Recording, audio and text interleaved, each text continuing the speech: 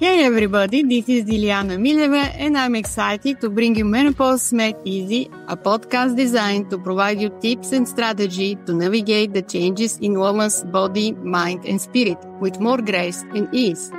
I appreciate you tuning in. Remember to like, subscribe and turn on your notifications so you are updated of each episode release. Alright, let's dive in. Hello and welcome. Today I have a special guest, Dr. Alexi. She's a natural advocate and also she's working on the importance of the WAPs. She used the knowledge in natural medicine so they can manage the symptoms of natural way and functional chemistry also analysis to find answer, health and healing for her clients.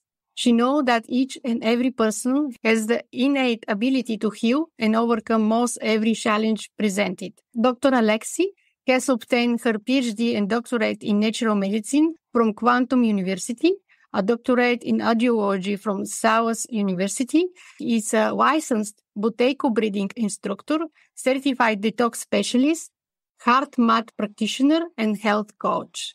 She found her purpose and career path after struggling with lupus, fibromyalgia, chronic fatigue syndrome, and breast implant illness.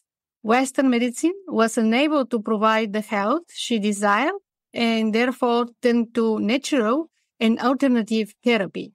She has been disease-free of all illness for the last 6 years. It's now her passion and purpose to empower others to regain their health. Welcome, Dr. Alexis, and let me know. That was a mouthful, wasn't it? I'm sorry. It's a long introduction, but I want to go deeper in your story a little bit. How you overcome your challenges and how you decide to help in the way that you help.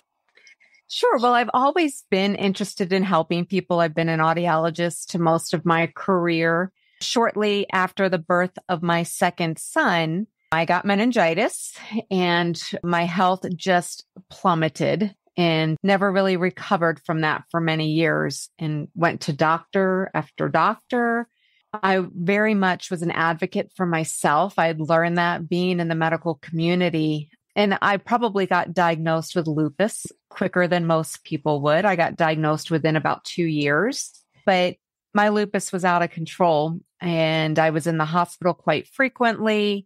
I had 2 small children, both under the age of 2, and I was in a poor marriage. It actually ended my marriage dealing with all of my health issues. Fast forward, I was on 28 pills a day, and I did not want to be on that many medications. Weren't helping me. And I was told to put my affairs in order. So I decided I'm done. And I took myself off of all medications. And I don't recommend that to anybody, but for me, that was what I needed to do. And I really looked more towards alternative and natural therapies by changing my diet, my lifestyle, integrating mindset and mindfulness, and improving my sleep. I made about an 80% recovery. Fantastic. And then the missing piece of that was I learned to read lab work, and I found that I had these underlying chronic conditions that were going on in my body that most doctors are not trained to look for. And once I addressed those, my health went 100% recovered. And now I just want to empower everybody else to be able to do the same and to take back their lives. So often doctors say our WAPs are normal, but you say they may not be. Can you explain the discrepancy? Sure. So your doctor, they're looking at your labs from a state of disease. Is there anything glaring, pathological, be it cancer, things like that that are screaming out to them? From a functional standpoint, I look at labs from a state of health. Are you at optimal health or are you at suboptimal health? So when we look at labs, we narrow down those ranges of the normal labs. So when you go to the doctors and you have a lab done, you're being compared to other people that went to the same lab that are likely also sick. So you're being compared to how sick someone else is. That gives you no idea how well you are. And in this day and age where everyone seems to have an autoimmune condition, everyone's sick. So, by narrowing those lab ranges down, I'm really looking for where should you be and what's your potential to get there. Lab results are relatively cheap, reliable. They are the most reliable tests that you can have done at a given moment in time and easily accessible. So I just think labs are a great way to really get in and delve into what your underlying health issues may be. So do you think that the first step is to make a test, a blood test, to see where they are? I think if someone is struggling with any kind of health condition, even menopause symptoms, what bothers me is that as a society, we assume because something is common that it's normal. And common and normal are not the same thing. So just because your friends may have hot flashes or weight gain, it is not normal for that to happen at menopause. So there's always something underlying going on in the body that is causing this. So the first thing, like you said, I would recommend is have a lab done and then, delve in as far as what are those underlying conditions. Those underlying conditions, if you think about it, if you have a computer and you have a program running in the background, that program can slow down the computer. That's what these underlying, be it toxicity or infections in the body, they're not enough that it's stopping everything from working, but it's enough that it slows the body from working the way it should be. And that's what I'm looking for. Now that we know what is going on our labs, how does that help us going forward? So, if by reading the labs, we uncover that maybe you have an underlying infection, be it viral or bacterial, that infection can cause inflammation through the body. And when the body's inflamed, the hormone receptors do not work well. And so this contributes to, in the case of menopause, the hot flashes or the insulin resistance where the cells are not able to absorb the insulin appropriately or excrete what it doesn't need appropriately. So from there, once we determine, do you have insulin resistance? Do you have an underlying infection? We can use supplements, diet, and lifestyle, just like you do in your own practice, to restore balance to the body. Yes, and then also the hormone, you can find out when the hormone fluctuate. And all the hormones, especially if someone's on a low-fat diet, cholesterol is important. And for many years, especially through the 80s and 90s, a low-fat diet was really pushed.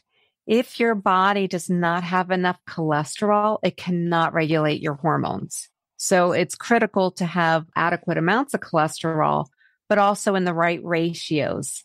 And so that also we can determine from the lab work. So do you need to increase your healthy fats and reduce the seed oils like vegetable and canola oil, things like that? How often should labs be done? I like to have labs done about every year, especially if you're not feeling well. But it's a lot easier to restore balance to the body when it's just slightly off of where it should be versus if it's been 30 years. But regardless, everybody can heal. So if you keep track of your labs every year, you'll be able to maintain a pretty significant state of health all the time. And what are the most important labs to be requested? That's a good question. A lot of times if you go into the doctors, they may not want to run all the labs. The most important one, in my opinion, would be the CBC, which is the complete blood count with differential. And that's because the differential will tell you what your iron stores are, if there are any infections in your body and or parasites or food sensitivity. And that's all critical as far as the healing process. The next one I would recommend would be a metabolic panel, a full metabolic panel, a full thyroid panel, and a full lipid panel. So to me, those are the most important. If you can, vitamin D is excellent as well. And just a regular hormone panel would be great. Yeah, I think that to be checked, the level of vitamin B, vitamin D, and iron, it's important also. Mm-hmm. And according to what you see, you suggest them to change the diet. What do you suggest them? I do. So especially, like I said, in the case of menopause, a lot of women that are having trouble sleeping, or weight gain, hot flashes, that's almost always a blood sugar regulation problem. So it could either be that your blood sugar is too high, or it can be low and high and low and high. And so by understanding what that mechanism is that's creating those symptoms, number one, we can give you great diet recommendations that would help with insulin resistance. We can also give you supplements that help to support the body, sort of adaptogens that balance out the hormones to ease the fluctuations of what's going on and address the underlying cause, be it the infections or parasites that may be causing the inflammation that throws your body off. So those panels tell me specifically what we need to do supplement wise. Lifestyle, I think most of us know exactly what we need to do to improve our lifestyle, quit the drinking, exercise some and practice meditation and mindfulness. But I feel like it's really a good idea if you're not motivated to work with someone such as yourself so that there's accountability. Because like I said, we all know what we need to do. We just don't do it unless there's some skin in the game, unfortunately.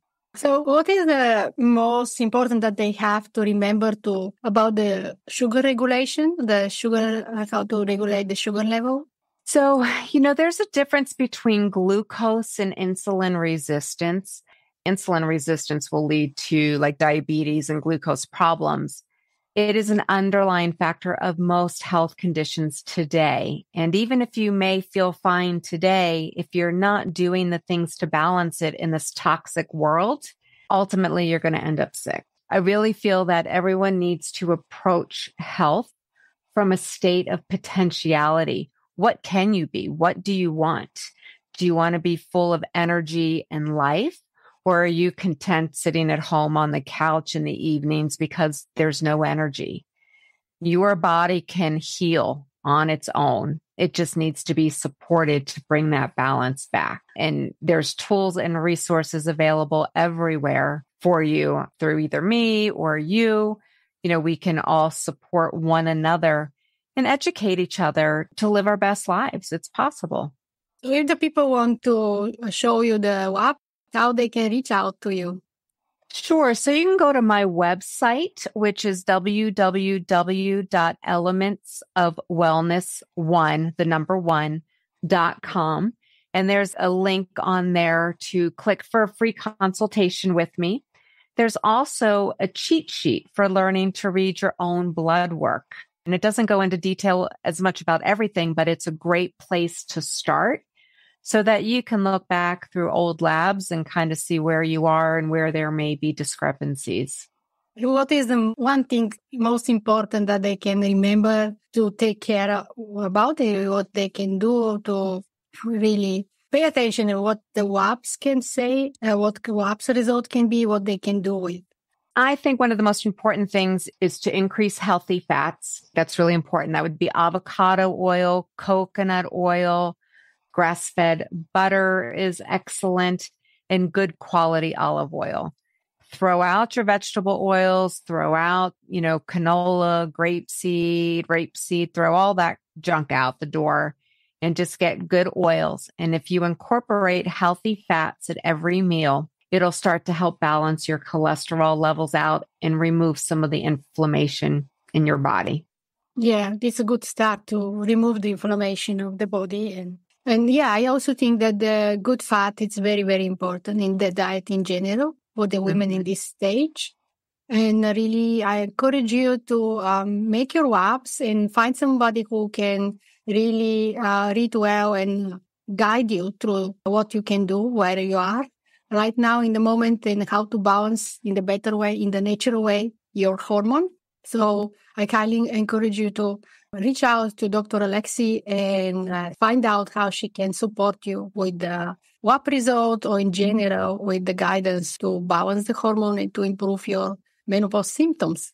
So thank you so much to be my guest today. Thank you so much to listeners. Again, make sure you keep listening and share this information with somebody who may need. Also keep joining every week. I release a new episode on Friday. so we can have a new expert and new information how to navigate through symptoms of perimenopause and menopause in natural way. And again, thank you so much. And to be with me today in this episode is Dr. Alexi, and I see you next time. Thank you for tuning into Menopause Made Easy. You can check out more episodes on Apple, Spotify, iHeartRadio, and your favorite podcast apps. Check out the show notes for any website linked to this episode, including where to connect with me on social media. I appreciate you tuning in. Remember to like, subscribe, and turn on your notifications so you'll be updated of each episode release.